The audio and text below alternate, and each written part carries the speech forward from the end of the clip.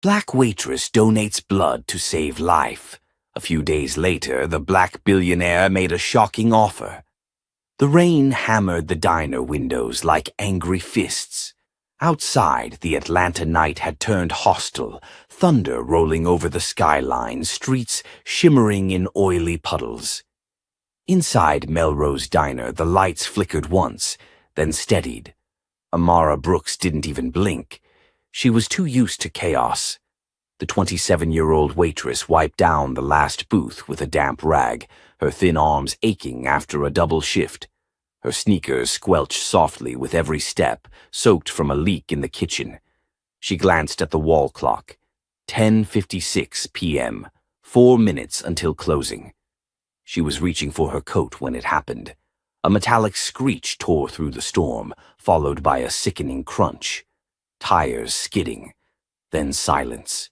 That kind of silence only comes after something terrible. Amara didn't hesitate. She bolted out the door, her raincoat forgotten. Water soaked her braids, plastering them to her face. Her breath caught as she turned the corner near the intersection. A black luxury sedan sat mangled against a bent traffic pole. The hood was folded like paper, windshield shattered.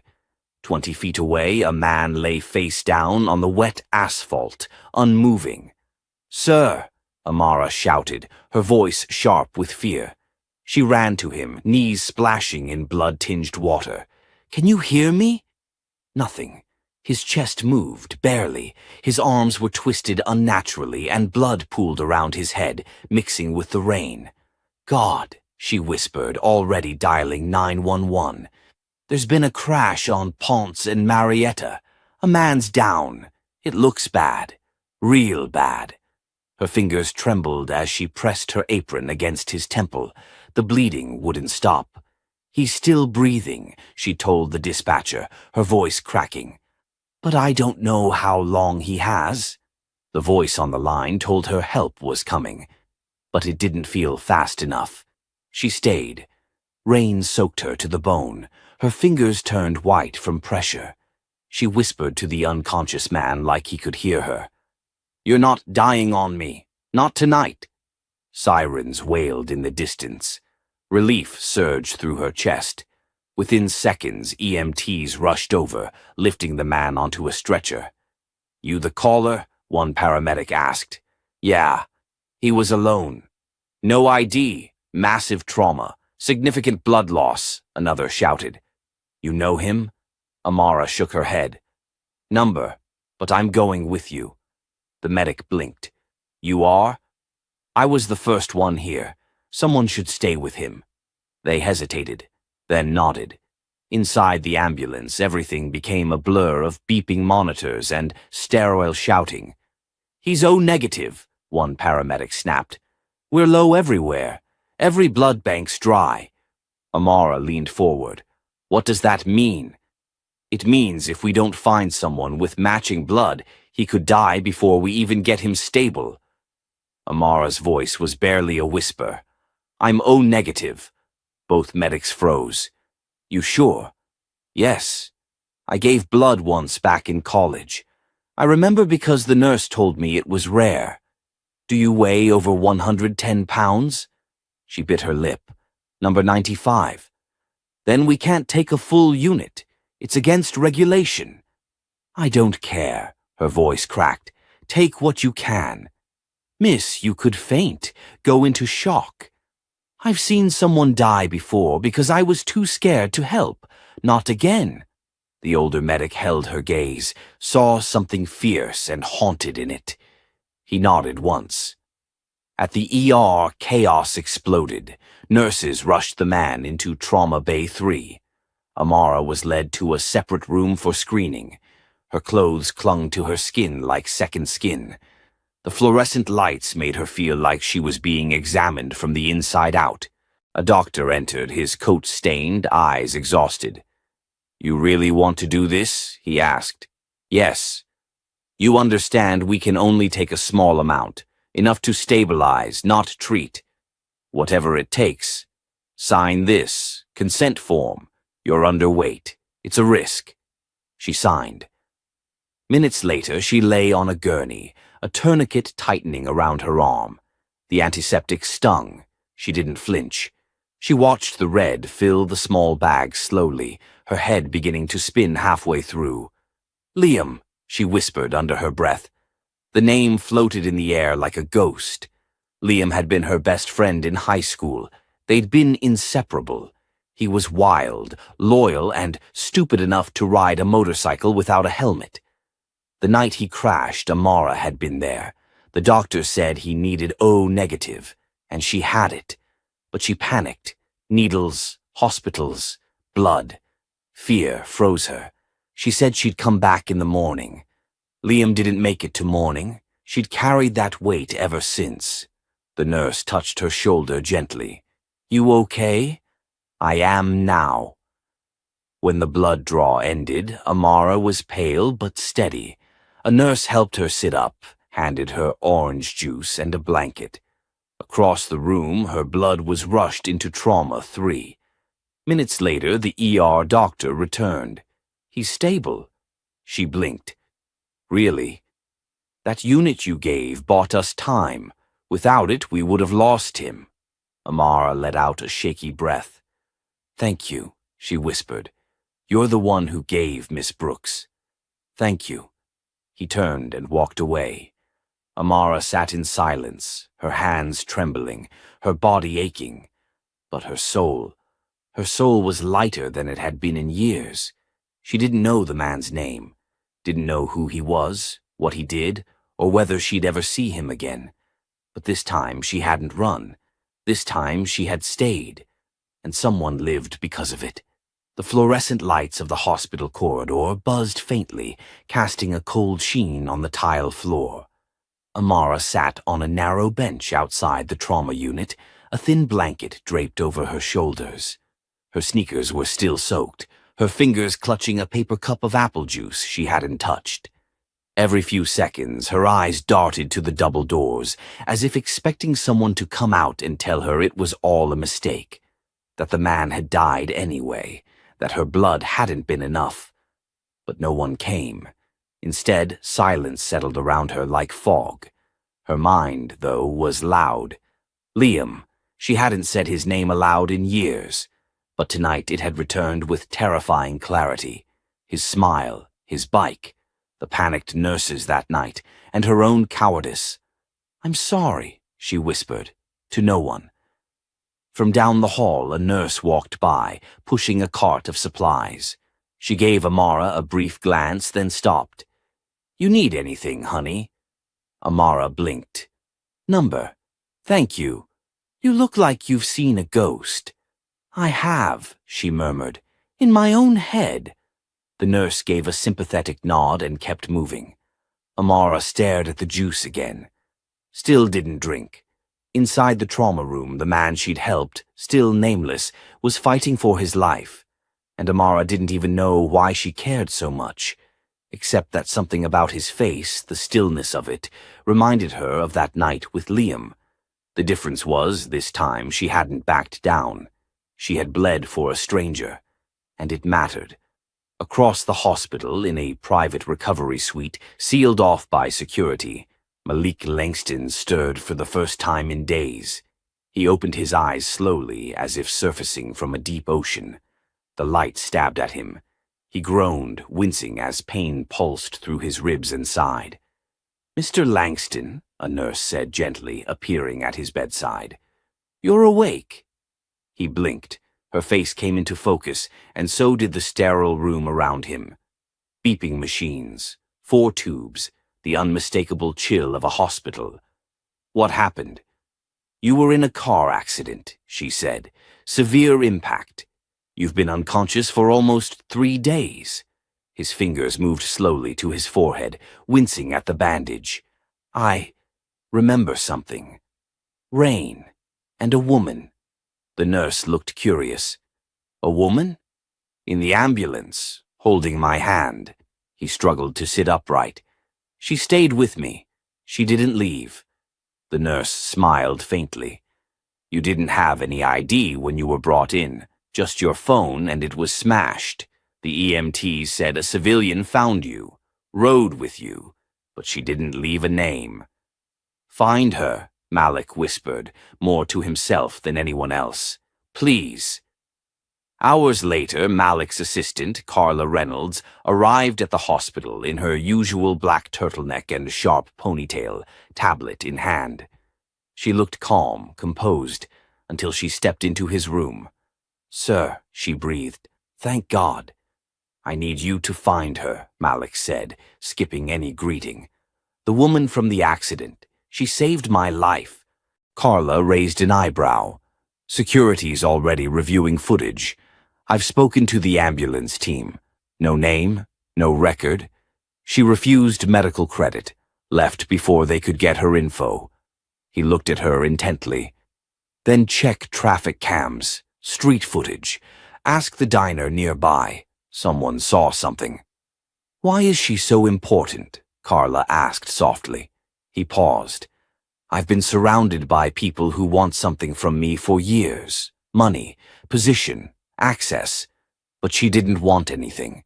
She gave without asking." Carla hesitated. "You think this is about repaying her?" "No," he said. "It's not about repayment." "Then what?" He looked past her into nothing. "She reminded me of my mother." Carla went still. "You never talk about her," she said quietly. "She was the same," Malik said. "Kind, invisible to the world, always giving, never asking.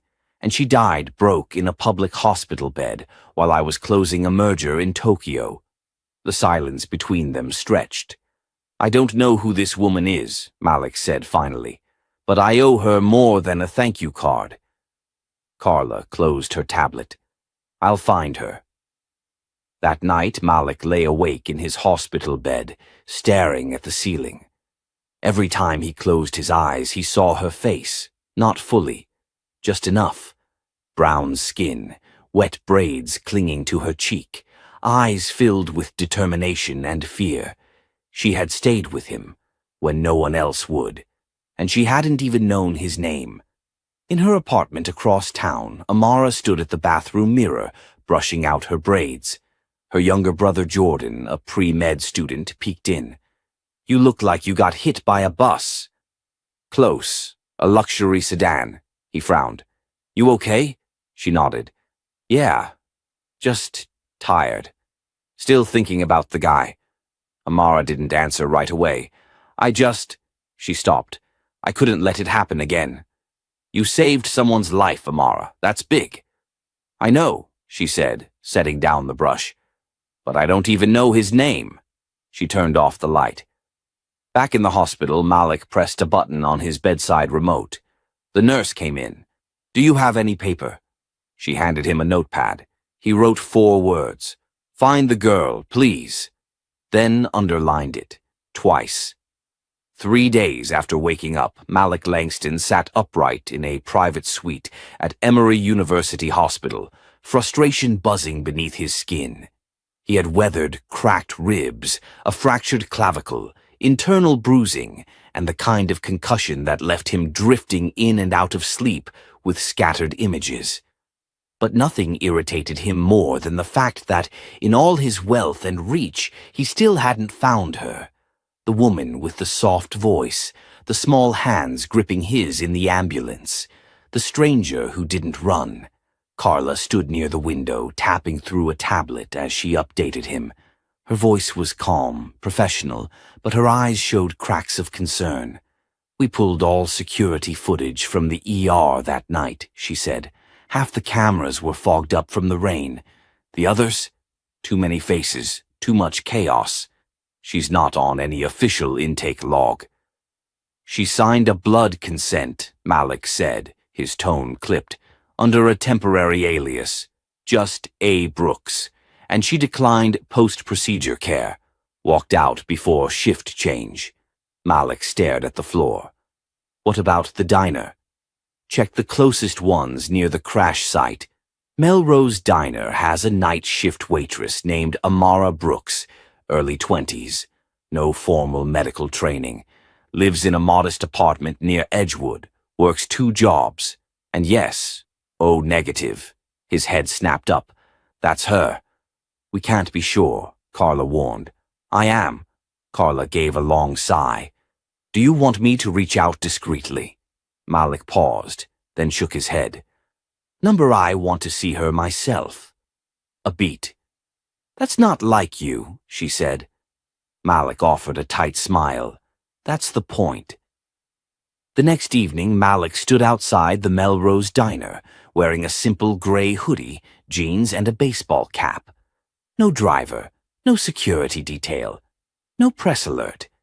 Inside, the diner buzzed with low conversation, clinking forks and the smell of burnt coffee and grilled onions. It was the kind of place he hadn't set foot in since his mother's funeral, where people came to eat cheap, talk loud, and disappear into the background. He stepped in, eyes scanning the room. There she was, Amara. Wearing a faded red apron, hair tied up in a messy bun, she moved like someone who'd done this 1,000 times, refilling coffee, wiping counters, dropping off plates with a tired but automatic smile. She didn't notice him. He sat in the farthest booth and watched. For 20 minutes he said nothing, just sipped his black coffee, hands wrapped around the mug, watching the woman who'd changed everything. Then it happened. A customer, a white man in a rumpled business suit, snapped his fingers loudly at Amara. She approached his table. "Another refill, sweetie," he said, voice dripping with condescension. "And maybe smile this time. You look like you're serving bad news." Amara stiffened but didn't respond. She grabbed the coffee pot. He reached up and touched her wrist. "Don't be like that. You're cute when you smile. What's with the attitude?" Malik stood before he realized it. "Hey," he said, walking over. His voice was calm but low. "Take your hand off her." The man turned, surprised. "Excuse me?" "You heard me." Amara blinked, stepping back. The man scoffed. "Who the hell are you?" Malik removed his cap. For a moment the man looked confused. Then recognition flickered across his face. "No way," he said slowly. "You're Malik Langston." Half the diner went quiet. Forks froze mid-air. Malik ignored the growing attention. "She said nothing and you laid hands on her," he said. "Apologize, then leave." The man stumbled for words. "I didn't mean anything by it. It was just—" "Apologize," Malik said again. The man stood abruptly, knocking his chair backward. He muttered something under his breath and shuffled out the door without paying. A few people clapped quietly. Malik turned to Amara. "You okay?" She stared at him, eyes narrowing. "Why are you here?" "I came to find you." "You've got to be kidding me," she whispered. "No." She glanced at the door, then back at him. "You're the guy from the ambulance," he nodded. "And you're the woman who saved my life." "I didn't do it for this," she said. "Whatever this is." "I know. You shouldn't be here." "I disagree."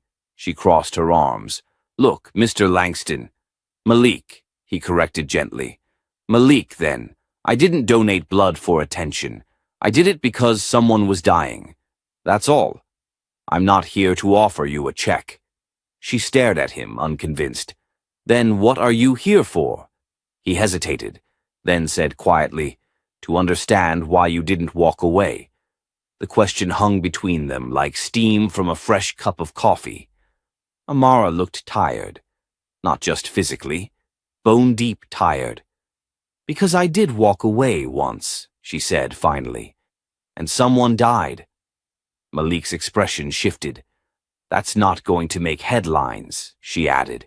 "No viral video, no inspirational poster, just a waitress who messed up once and couldn't live with it." He was silent for a beat. "You didn't mess up this time," he said. "You gave me a second chance." "I gave blood," she replied. "That's it." Malik took a breath. "Number you gave something no one's given me in a long time."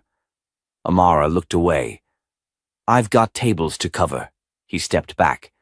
"I'll come back tomorrow." "You don't have to." I want to." She didn't stop him, but she didn't smile either. As Malik left the diner, the air outside felt different, cooler, lighter. Inside, Amara leaned against the counter, hand gripping the edge hard enough to turn her knuckles white. Whatever this was, it wasn't over. Not by a long shot. Malik returned the next night, and the night after that. Each time he sat at the same corner booth by the window. He wore the same gray hoodie, same worn cap pulled low. Never ordered more than black coffee. Never asked personal questions.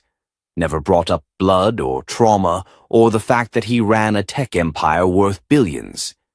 He just watched and waited. Amara tried to ignore him. She was used to regulars, lonely men looking for a smile, exhausted mothers needing silence, bus drivers wanting pie at 2 a.m. But Malik was something else. He never flirted, never pushed, just sat and talked about things that had nothing to do with why he was famous. "Rain's coming again," he said one night, glancing toward the fogged window. "Yeah, traffic's been brutal all day," Amara replied. "Funny how storms make people drive worse, not slower." She smirked. "Same with life," he chuckled quietly. "That's deep. I work in a diner. I see people cracked open every day." He watched her a beat longer, then nodded, like he was filing her words away. Still, Amara didn't trust it. Not fully. You don't get to build walls like hers and let someone like Malik Langston stroll through them just because he drank coffee like a regular person. Then one evening, everything changed. She was wiping down the countertop when the bell above the diner door jingled. She looked up out of habit and instantly froze. Two men in expensive suits stood at the entrance, dry despite the drizzle outside. Their posture screamed corporate. One carried a briefcase. The other scanned the room until his eyes landed on Malik in the corner booth. They walked straight to him. Amara caught fragments of the conversation as she passed nearby with a coffee pot. "Board is asking questions, Malik. You were supposed to meet with the UN tech delegation this week. Investors are losing patience." Malik didn't raise his voice. "I told you, I'm not stepping back in until I'm ready." "You're chasing a waitress," the man with the briefcase hissed, low but not low enough. Amara's hand tightened around the handle. "She saved my life," Malik said flatly. "And now you're sabotaging your own legacy for her." Malik stood slowly, calm, but steel in his voice. "My legacy is mine to decide, and if you bring up her name like that again, you won't be speaking on behalf of my board. You'll be job hunting." The man flinched. "You can leave now." They did. Amara stood frozen behind the counter. She hadn't meant to hear all of it, but she'd heard enough. When Malik returned to his seat, she approached, arms crossed.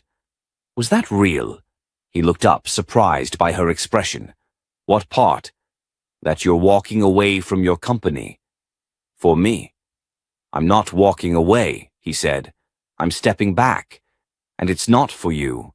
It's because of you." "That's not better." "I mean," he said gently, "you reminded me why I started all this in the first place, to build something that matters. I forgot that somewhere along the way." She studied him. "You don't even know me." "I know enough. You know I live in a studio that leaks when it rains, work 2 jobs and haven't had a day off in months. I know you stayed with a stranger who was bleeding to death. That doesn't make me special." "No," he agreed. "It makes you real." Silence stretched between them, raw, uneasy. Then she said, "You can't fix your guilt by playing savior. I'm not a redemption arc.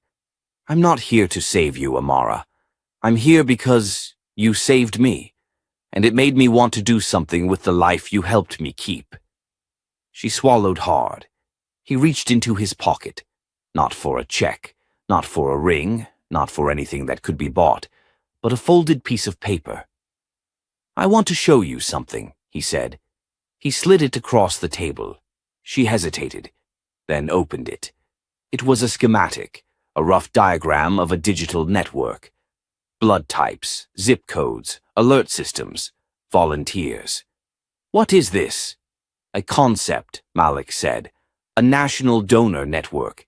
Instant notifications when someone nearby needs rare blood. Hospitals, ambulances, civilians. Real-time coordination." Her eyes scanned it. "You made this."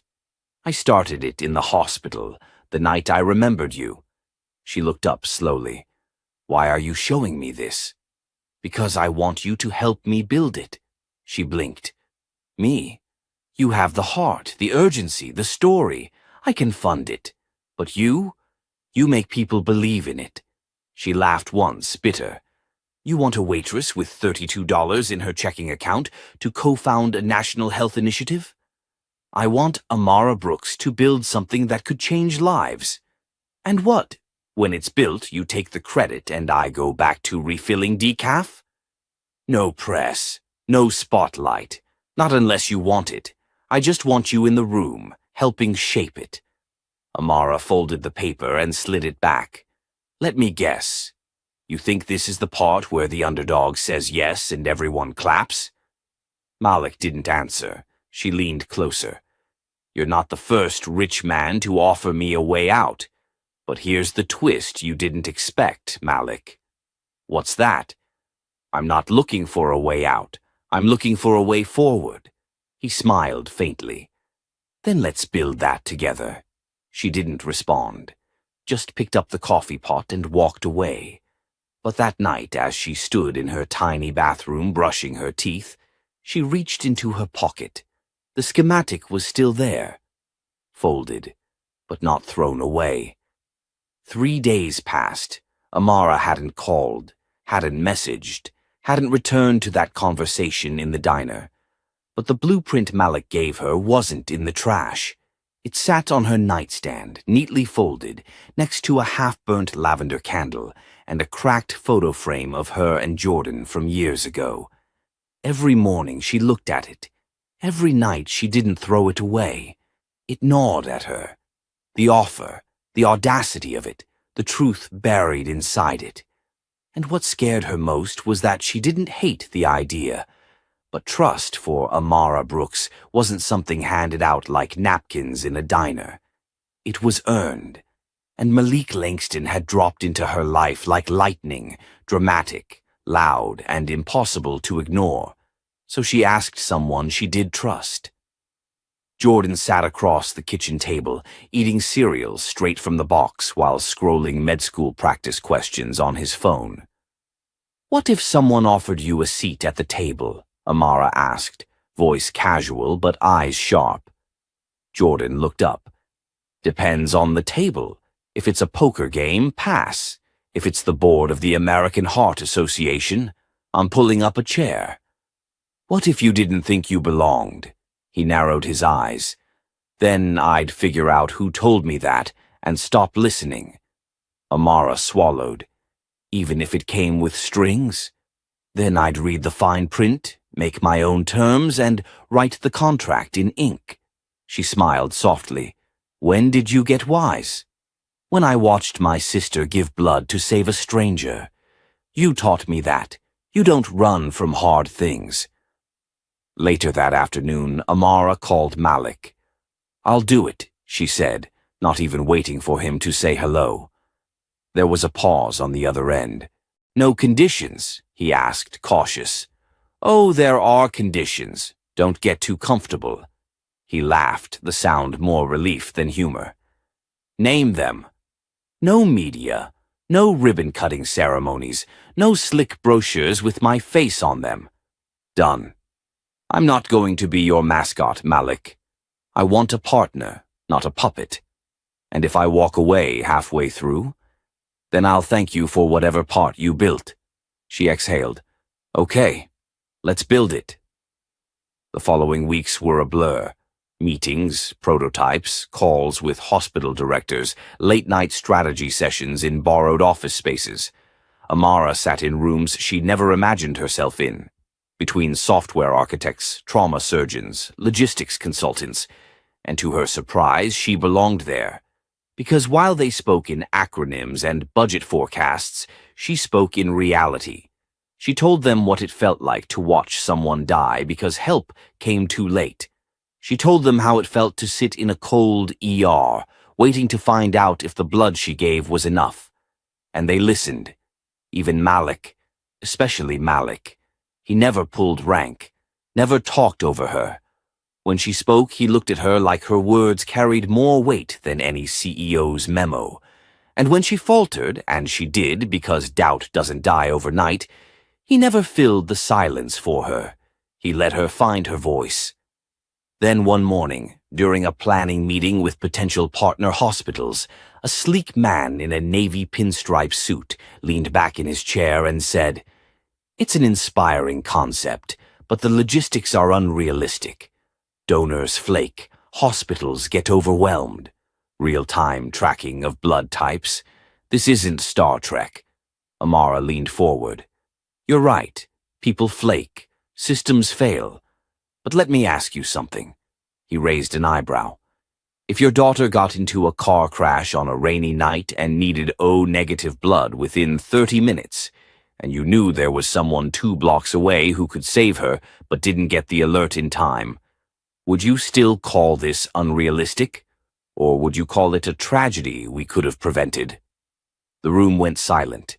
Even Malik's jaw tensed. The man didn't reply. Amara continued, "We're not building perfection. We're building possibility. And sometimes that's the difference between a funeral and a second chance."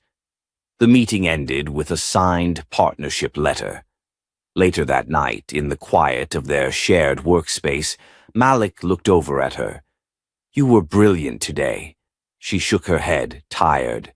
"I was just honest," he nodded. "That's exactly what brilliance sounds like." They sat for a moment, surrounded by blueprints and coffee cups. Amara spoke first. "Why me?" she asked softly. "You could have hired 1,000 experts. Why chase down some broke waitress in the rain?" Malik leaned back. "Because you walked into a storm and gave a stranger your blood without knowing his name. That's not something I can train into a boardroom." She looked away, overwhelmed. "And because," he added, quieter, "I didn't want to build this with someone who saw me as a paycheck. I wanted to build it with someone who saw me bleeding and stayed." There was a silence, but it wasn't awkward. It was deep, rooted, real. Then Amara cracked a half smile. "Well," she said, stretching her arms over her head, "if I'm building a national life-saving network, I'm gonna need better snacks. I'll call catering. And you're not allowed to say synergy or disruptive innovation around me. No promises." She laughed for real this time, and for the first time in years, Malik didn't feel like a man trying to prove something. He just felt human. And maybe, just maybe, that was enough. It started with the name. Unity Chain. Short. Clean. Easy to remember.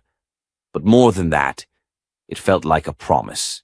A promise that no one would have to sit in an emergency room and hear, "We don't have a match." A promise that being the wrong blood type wouldn't mean being out of time, and Amara Brooks was no longer just a waitress. She was the heart of it. Word spread quickly. Hospitals in Atlanta signed on first, then Charlotte, then Memphis. A pilot program launched. Volunteer donors registered online and were linked by blood type and zip code. Emergency alerts went out when matches were needed. The app worked, lives were saved, but so were secrets. Because behind closed doors, Amara was fighting battles no one saw.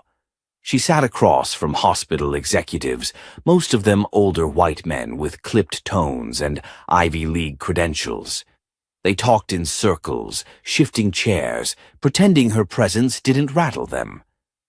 "We appreciate the spirit of the program," one said during a tense meeting in Nashville, "but offering free blood transport without insurance reimbursement sets a dangerous precedent."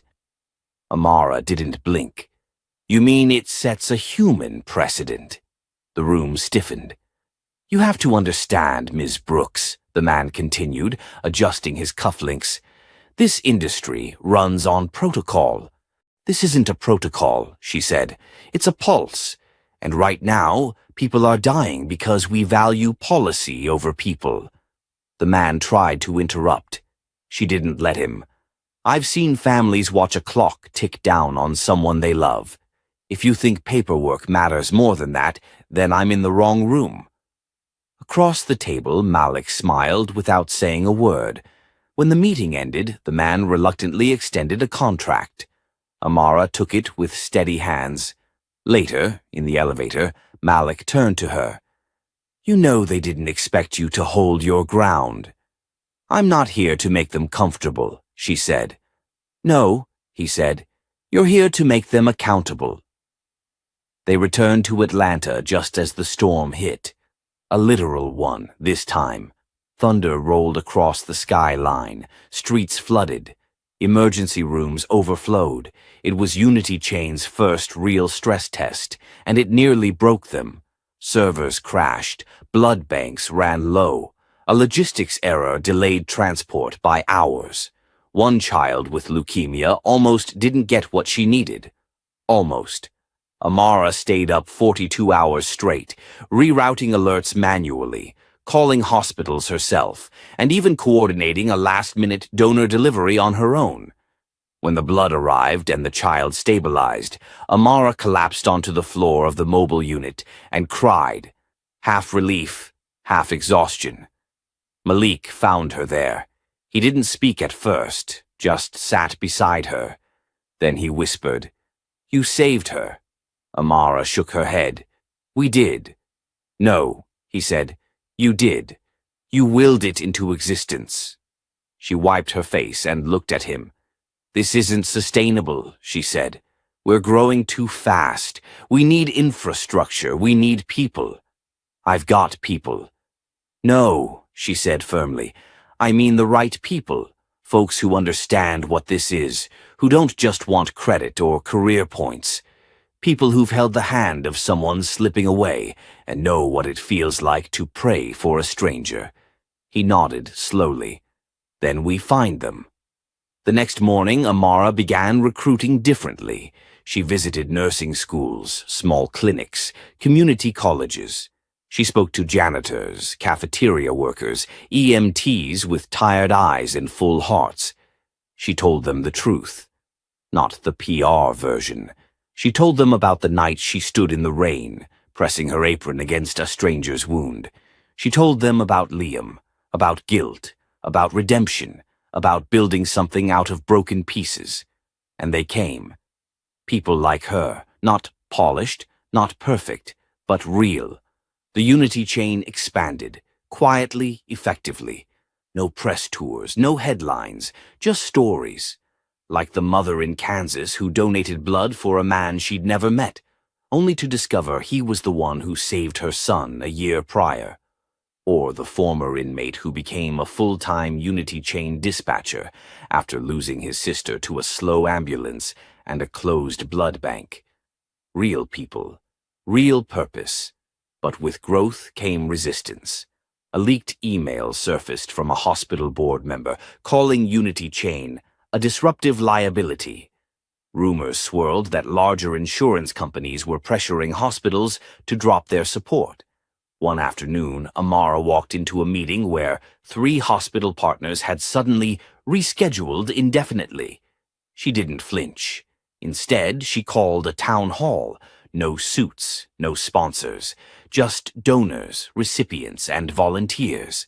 Standing in a school gym on a Friday night, folding chairs, squeaking, kids running between legs. Amara took the mic and spoke simply. We're not here to fight insurance companies. We're not here to destroy hospital protocol. We're here because someone needed blood and no one came. We're here because someone like me stood on the sidewalk and refused to walk away. If this movement scares the powerful, maybe it's because for the first time, they're not in control of who gets to live. Silence. then a single clap, then two.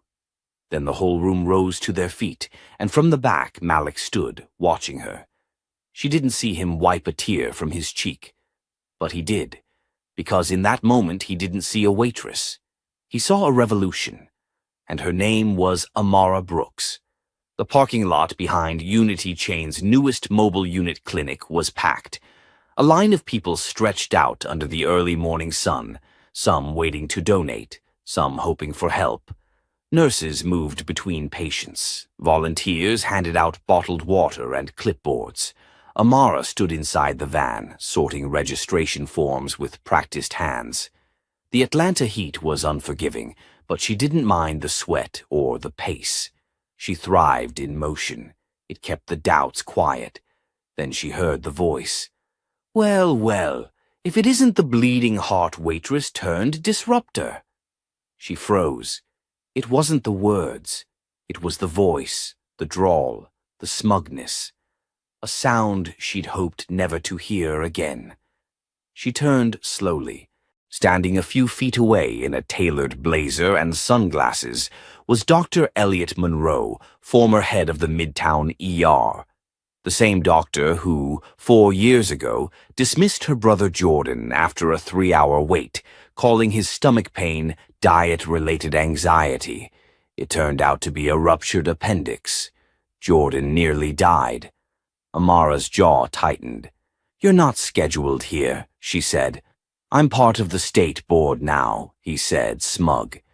"New Public Health Oversight Division, and I've got concerns about your little blood crusade." Malik, who'd been on a call nearby, stepped forward. "Is there a problem?" Elliot turned, eyebrows raising slightly. "Mr. Langston, I didn't recognize you out here with the common folk." "I prefer the company," Malik replied coolly. "Why are you here?" "Reviewing protocols. I've received reports of unsafe handling, undocumented donors, and possibly unlicensed procedures happening in your mobile units." "That's a lie," Amara said immediately.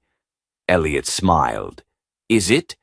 You're not exactly trained, Miss Brooks, and if something goes wrong under your leadership, who do you think takes the fall? I don't answer to people who nearly killed my brother and then covered it up." The smile disappeared from Elliot's face. Malik's eyes narrowed. "You know what she's talking about, don't you?" "I don't have time for conspiracy theories," Elliot snapped. "But the state board will be paying close attention. If Unity Chain continues to violate standard procedures, we'll shut you down."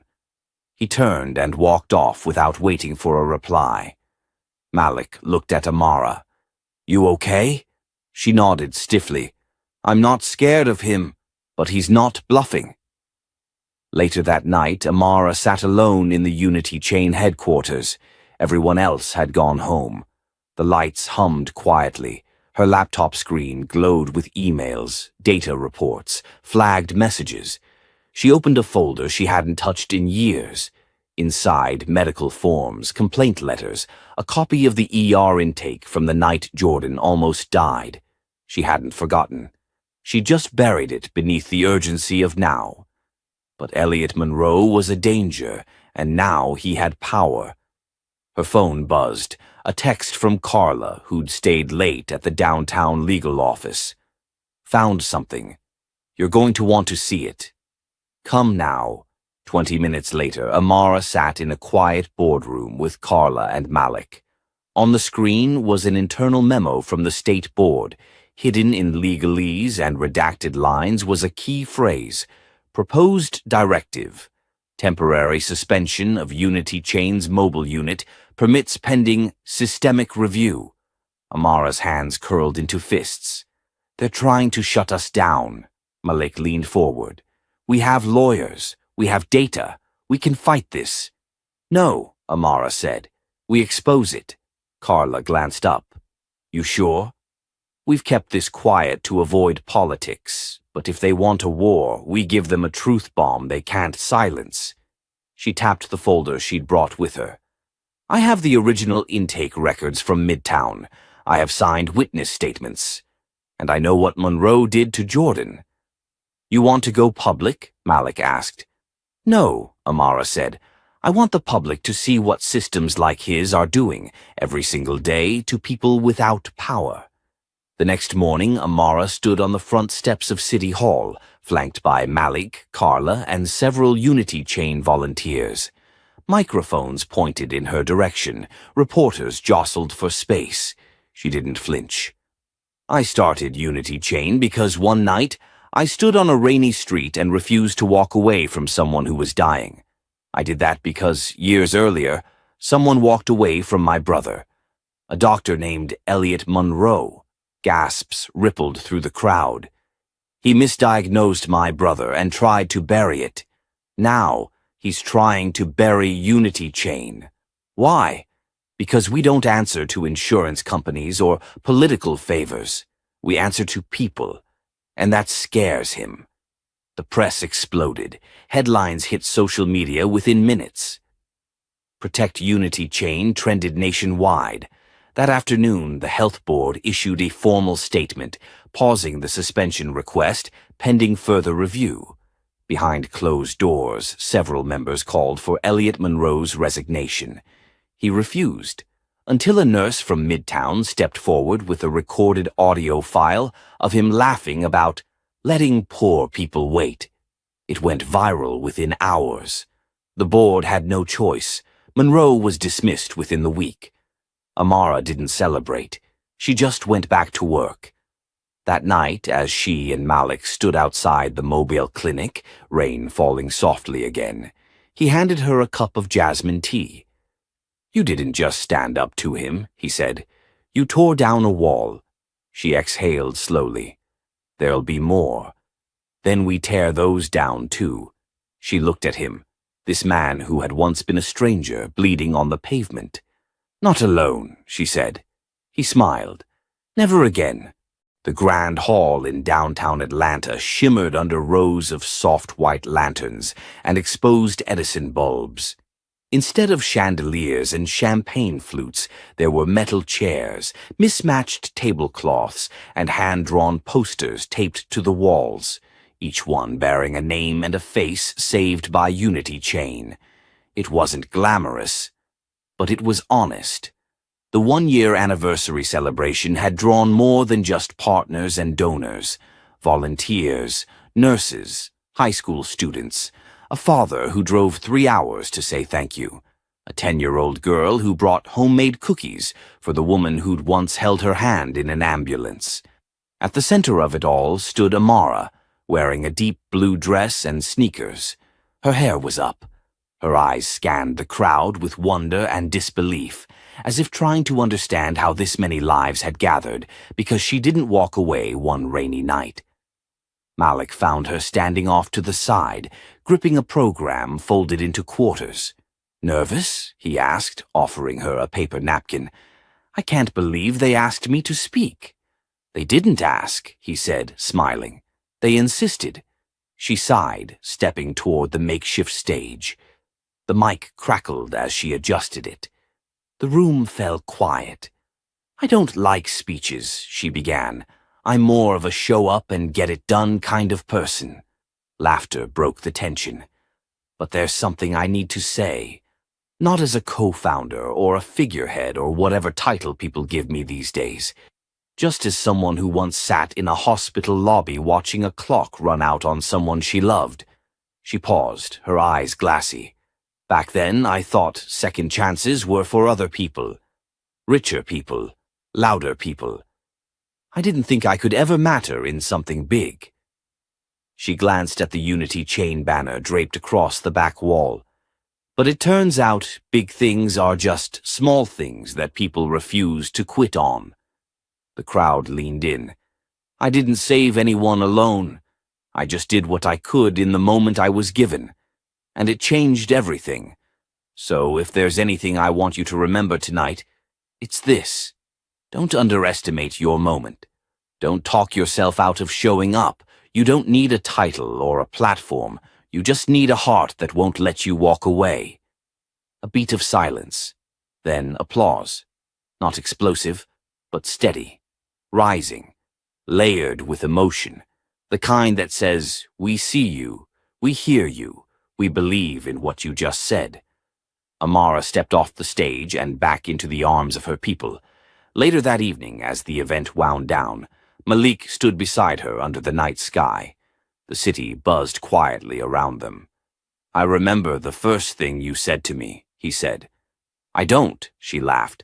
"I was in shock." "You said, 'You're not dying on me.'" She smiled. "Well, I meant it." He reached into his coat pocket and pulled out a small box. She blinked. "No speeches," he said. "Just a question." He opened it to reveal a ring. Simple. Classic.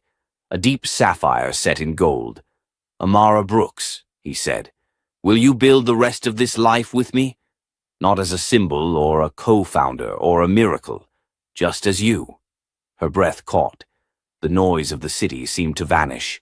"I don't want perfect," she whispered. "But I want real. I want to keep fighting. With you." He took that as a yes. They didn't kiss like a movie ending. They just held each other, like two people who'd survived something and chosen each other afterward. As they stood there, a small girl tugged at Amara's dress. "Are you the blood lady?" she asked shyly. Amara knelt. "I guess I am." The girl grinned. "I want to be like you one day." Amara's voice caught in her throat. "You already are," she said.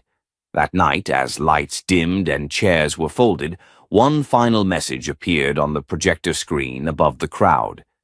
This movement was built not on money or fame, but on one person's choice to care.